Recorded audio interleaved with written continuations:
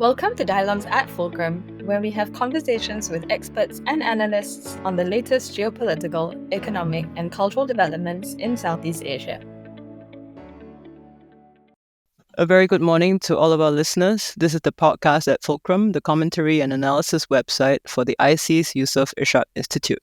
My name is Julia Lau, and I'm the coordinator of the Indonesia Studies program, as well as one of the editors for Fulcrum. This is the first podcast I'm taping this year, 2025. I'm delighted this morning to have with me His Excellency Ambassador Alex Tilman, Timor-Leste representatives to Singapore. Let me briefly introduce my distinguished guests. Alex worked for the UN Resident Coordinator's Office in Timor-Leste prior to taking up his ambassadorial role in Singapore. He has a master's degree in public policy from the Lee Kuan Yew School of Public Policy in Singapore, as well as a bachelor's in science from the University of Melbourne in Australia.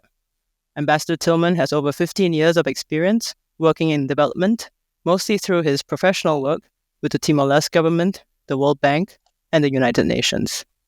He played a crucial role in steering the government towards adopting the 2030 Agenda for Sustainable Development. Alex is also a founding member of Maluk Timor, which is a local NGO, and it provides healthcare support to the Timor-Leste government, where he now sits on the board. Thank you, Ambassador, for joining us today. It's an exciting year already. Some of your leaders, one very particular leader, has made more concrete statements about Timor-Leste's impending accession to full membership in ASEAN. So let's get to it. The first question is generally about what the Timor-Leste government and more specifically your foreign ministry's expectations are for how Timor-Leste will proceed as it starts its ASEAN journey towards full accession. What will be the first few things your country wishes to get done once it enters ASEAN? Hi, good morning, Julia. Thank you for the introduction. I am very pleased to join you on this podcast. It's a great time to talk about Timor and to talk about ASEAN. Mm-hmm. Of course, your first question, it's a great sort of question to start our session. Great. So what will we do once we become full member of ASEAN? Of course, the first thing we will do, out of first things that we should do, we will be doing, is to continue towards a broader integration within ASEAN. And that means, aligning our economy and trade with the region, with the association members, and then to also contribute actively to strengthening cohesion within ASEAN, upholding ASEAN centrality, and through greater cooperation, whether in political or in security matters, in social, cultural engagement, or in economy and trade. And of course, now that we are facing different challenges globally, we will also be working with our ASEAN partners, member states, to ensure that we return to stability, promote peaceful dialogue, and to uphold a rule-based order.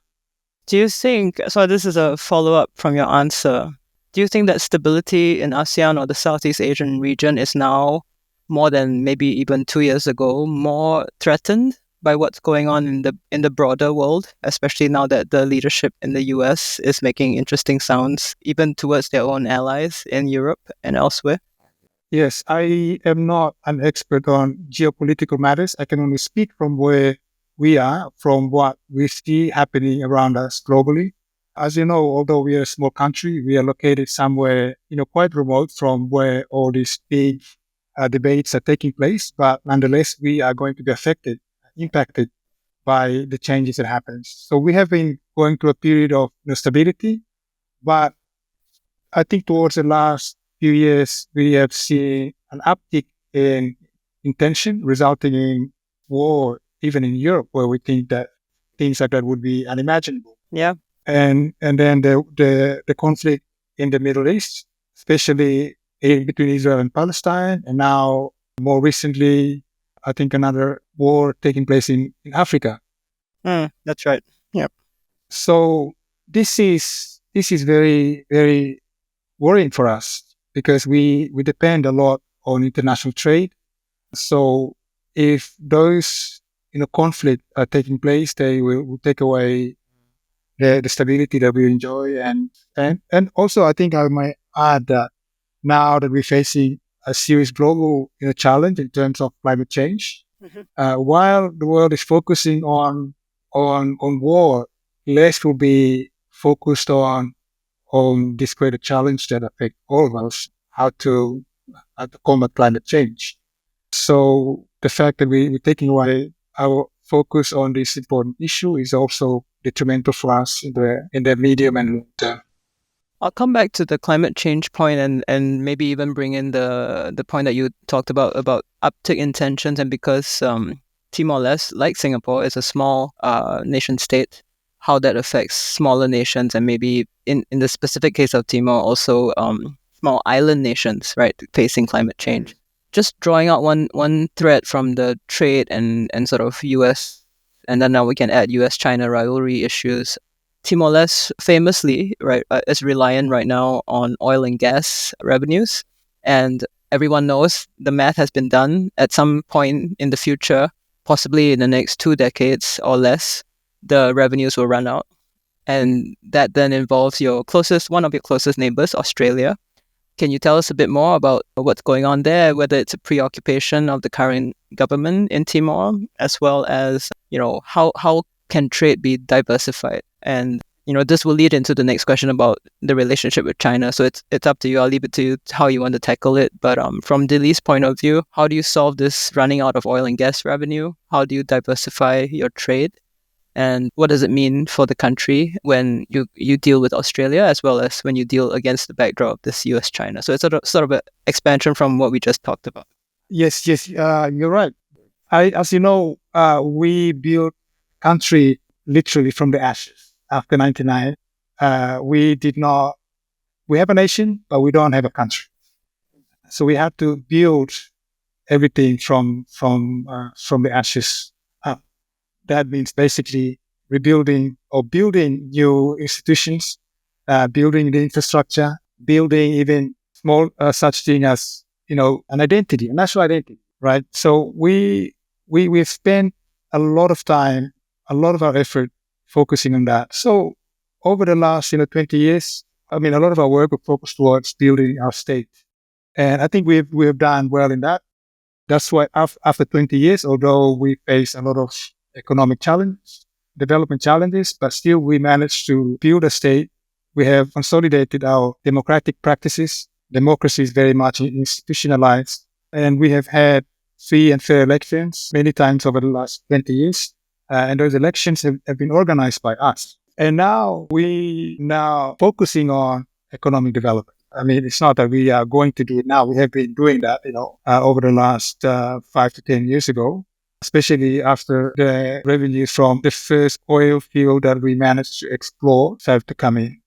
And building a nation is not as easy as we thought. It's a difficult task, and we have come a long way. And today, despite all the challenges, we have a very young population, reasonably educated. Our median age is around 22, with 60% of our population under 30, and over 80% of them have completed high school, for example.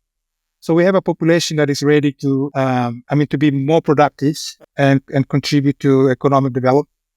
We just need a little bit more of investment in that area. Mm. And, joining ASEAN, joining WTO will not be the answers to everything, but this will help us to, kickstart the next phase of our national development, which is to diversify our economy, to become less reliant on revenues from non-renewable sources. And at the moment, we are putting a lot of our efforts on that, and we are improving our infrastructure, our connectivity, modernizing our institutions, improving our business environment. So they talk about us going into a fiscal cliff. Now, that is a real risk that we face. Somewhere down, they have calculated around less than 10 years. But at the same time, we also have enough fiscal reserve that we believe, if managed properly, will take us out of that risk. And in addition to that, we are also negotiating with Australia and a number of oil companies around the development of a gas field that sits in between our border in Australia with Australia. So if that negotiation is successful, before the end of this year, we will have a new source of income. But again, our aim in the long run is to be not reliant on non-renewable sources. Right. That's a wonderful and such a multifaceted answer, and I'll get back to Dili and Timor, but I was just listening to you talk about your country and how young the population is, and compared to Singapore in 1965 when we became independent, you're already ahead, right? You have one of the youngest populations in ASEAN. When you join, you have an educated population. Singapore had a lot of people who didn't even have high school education because post-war it was very difficult. It certainly can be done, building up from the ashes. It's not easy, but I know that the Timorese are a strong and proud people. And I've been to your country only the one time, but I stayed for a week. And the progress that you've made, even in the last 20 plus years of independence, is quite astounding. And you're right that you hold your own elections. They are free and fair. They are not violent. These are things that certain countries that are much older as democracies cannot even claim today. So, we can come back to this if you wish, but let me move on and jump ahead to this question about Timor-Leste's relationship with the Lusophone nation states. So you'll be the first and only Lusophone member of ASEAN, which is interesting. And you're also a very strong and influential to be, I think, small island nation, especially in the Pacific. And, this issue of climate change that you raised earlier, what are some of the priorities as a Lusophone country and as a small island nation do you think Timor-Leste would want to focus on, either vis-a-vis ASEAN, right, within ASEAN, with regard to maritime issues, or on the sort of broader world level at the UNGA or other sort of multilateral and multinational forums talking about climate change or other issues? And this can include cultural or language identity, because you're one of the few countries that have Portuguese as an accepted official language. Well, the choice of Portuguese as an official language has a strong historical reason as to why we have gone that path. Sure. The choice of Portuguese basically gives us an identity separate to the rest of the Indonesian archipelago. As you know, the Indonesian, what is now Indonesia? Indonesia was a Dutch colony. We were the only Portuguese colony in that region. Had we not adopted a Portuguese identity, we would have been absorbed into greater Indonesia. So that identity has inherited that history, not just history, but also a strong culture linked to the Lusophone, including the religion, also gives us a stronger claim to statehood.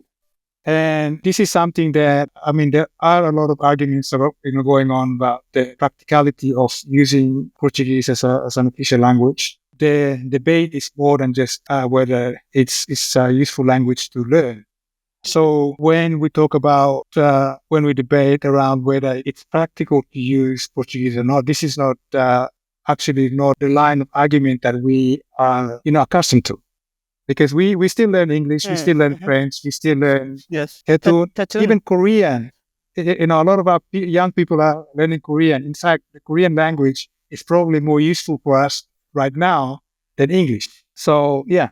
So, being a Lusophone is also important, I think, today where a lot of countries are withdrawing from the world stage, becoming more isolationist, but we seek to make these groupings more relevant, whether becoming a member of Portuguese-speaking countries, a member of what we call the G7 plus countries, a grouping of small, fragile conflict-affected countries, or being an observer member of the Pacific Island Forum and becoming a member of ASEAN.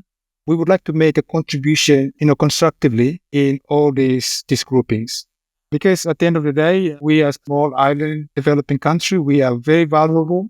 We are not isolated in this world. No matter how much we want to isolate ourselves, at the end of the day, we will still depend on cooperation with other countries and relationship with other countries.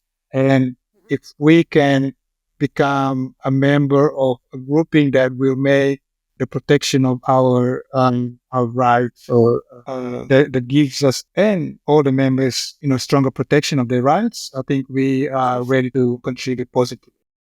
Let me pick up that little thread about the faith of the country, the faith that the majority of the country have, which is Catholicism, right? And you had a wonderful visit by His Holiness last year, the Pope, and those pictures of the giant mass, at the statue of Christ overlooking the Bay of Dili, how do you think that Catholic faith, you have a partner in the Philippines, in ASEAN, that is also majority Catholic. How do you think that affects Timor's foreign policy or Timor's outlook on the world, if you will? And we talked about peace earlier and stability. Do you think, the fact that Timor-Leste is majority Catholic, there's this strong sort of social justice, human rights angle to that faith, and how will that influence your diplomacy?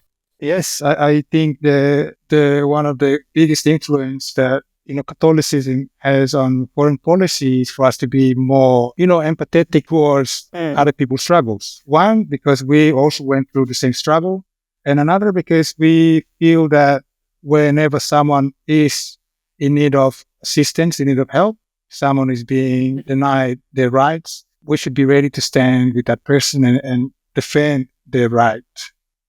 We are, although we are poor, but we are also quite generous in terms of even such things as providing assistance financially. And this has a lot to do with our faith, especially because most of our leaders have gone through school run by Catholic missions. Some even were seminarians on the way to becoming priests, or they left to become politicians. So we take our faith, not entirely, but our foreign policy, our national policies, development policies are in many ways influenced by our faith. Yeah, I think you're totally right, and it'll be interesting to see whether that can also influence ASEAN. And even though you might describe your country as poor, I think in terms of natural resources, in terms of future human development, there's a lot of potential because you're young, and the future is bright for Timorese young people if you can educate them, if they stay healthy and all that, right? Difficult stuff. Would you want to talk a little bit about the NGO that you founded, Maluk Timor, with other people?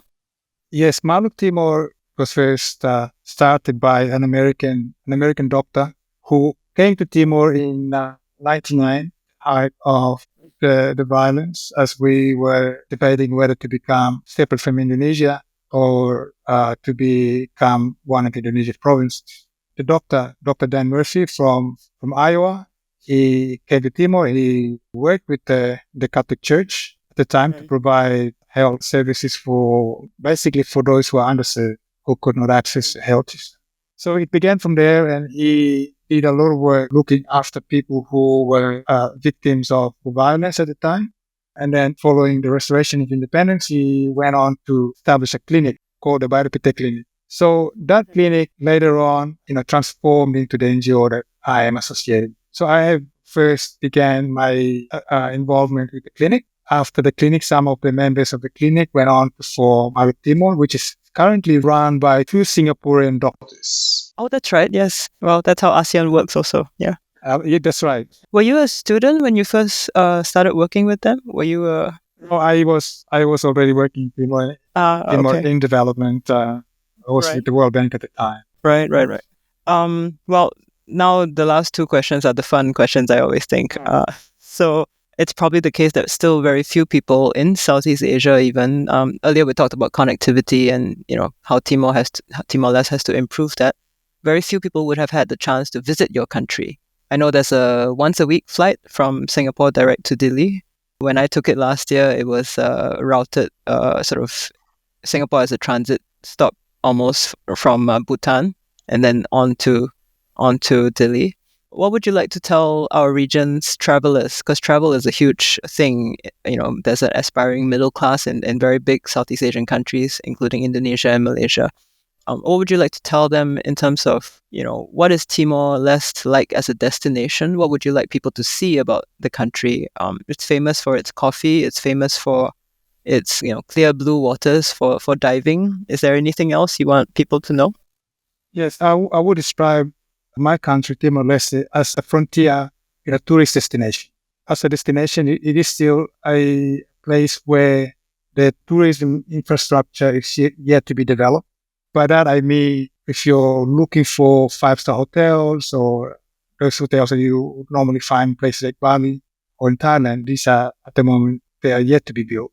However, you will find that a lot of the activities that you do in Timor will be very close to nature, very close to the local communities. You will experience authentic, cultural experiences directly with the local people, with the local communities. You will go to the beaches where there are no modern development to be seen, so you are very close to nature as a result. You will still see a lot of wildlife. And I think it will take young, adventurous people to visit the country and can really enjoy it.